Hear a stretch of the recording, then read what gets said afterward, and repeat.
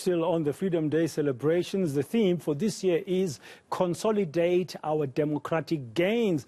But the reality is millions of South Africans are yet to taste these so-called democratic gains. The gap between the rich and poor keeps widening in complete contradiction to our founding fathers' vision. Let's discuss this now with Michael Shingange, the first Deputy President of Trade Union Federation, COSATU. Mr. Shingange, good afternoon. Happy Freedom Day to you, sir, and thank you very much for your time. In your statement as COSATU marking today, you comment that sadly, poverty and inequality have worsened in the country over the last 28 years, unlike the hope that was created way back on the 27th of April in 1994. How bad are things? Yes, good afternoon, Dana. Good afternoon to your viewers and all South Africans. Indeed, we're saying that to the extent that South Africans have a right to participate in the elections, they have a right to elect leaders in various organizations. That's just about it in terms of the freedom and democracy in this country. And I think that what this day has been used today and what all of us must continuously use it is for the heroic struggles of those who came before us, that fought, as was illustrated by the president today in the rally itself. But other than that, the dreams, the aspirations of South Africans that was promised by 1994 remain stillborn for us. When you look into the issues that the freedom was promising, including the bridging the divide between the urban and the rural, bridging the divide between the rich and the poor. As you know now that we're the most unequal society as a country in the world. That surely is not that which Freedom Charter promised South Africans. That's not what the freedom they envisaged for or they dreamed about.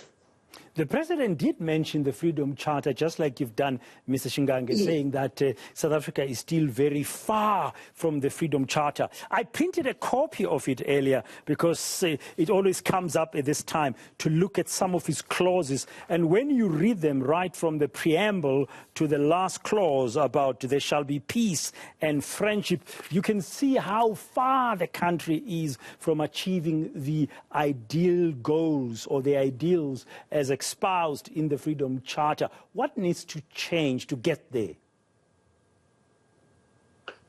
Again, I think what needs to change is for South Africans, in this case for ourselves, speaking for workers, to understand that indeed the liberties that was promised, that themselves and those who came before them fought for, are still very far from achieved. Therefore, it means the struggle continues. I think one mistake that as citizenry, as South Africans who might have made as a mistake, is to think that we have arrived. We can relax and we can surrender the responsibilities and power to deliver the liberties of freedoms and democracy to the politicians and those who put in government. Because indeed, even the democracy itself is not working in as far as what it was promised, that the people shall make decisions about their life. It can't be that the majority of South Africans, because that's what we understand democracy to mean. Democracy means that the majority shall make decisions about their life, shall take decisions. It can't be that it is them that have taken a decision to depend the poverty, to make South Africa the most unequal society in the world. That's not the decisions. The policy choices that they canvass for, the policy choices that they fight for, that they get enacted in manifesto after manifesto, don't get implemented in government simply because the decisions to implement or not to implement, it is not their decisions. It's a decision of the elite few. And that's what sadly this today makes us to sit back and remember where we come from and indeed how very far we still have to go. Now, if the struggle continues in what you have said, would I be wrong to say it needs to continue against poverty, against inequality? Because in the past, the struggle was against apartheid. That's been achieved, as the president said earlier today. As we know, 28 years on, the old apartheid system and regime is gone. Is a new struggle an economic one, Mr. Shingange? Of course, the apartheid has been outlawed, so there's no discrimination in as far as legally speaking as it used to be before 1994. However, the structural arrangements that was designed to oppress the majority of South Africans still remains. In economic terms, the structural discrimination still remains. It needs to change indeed. We need to enter into an economic struggle that is going to make sure that South Africans in their majority participate and in the ownership of and control of the economy of this country. That has not changed. It needs to make sure that that which the freedom was promised to South Africans, particularly the females, that they will walk free in this country, not to fear another human being, that they will walk free in this country, not being abducted, that they will have equal opportunity in the workplace, be it male or female counterparts. They're supposed to work the same work and get the same salaries as their counterpart. That has not yet been achieved. So that is a struggle that must continue. The fact that the quality health care that was promised to South Africans by the Freedom Charter is a far cry as when we talk today. The fact that the free education up to the tertiary level has not been achieved, therefore suggests that indeed the struggle must continue, because thinking that by outlawing in terms of legislations the apartheid, it's a completion of the journey of the revolution that was waged by our forebears, will be a fatal mistake for South Africans to make. Your ally, the ANC, has been in power since 1994. We are 2 years away from another national general election in 2024, which will mark a 30th anniversary of the dawn of democracy.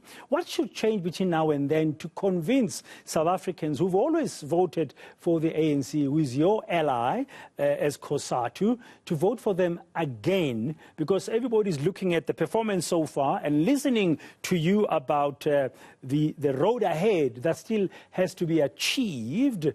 What should change so that people can still put their confidence, put that cross for the ANC come 2024?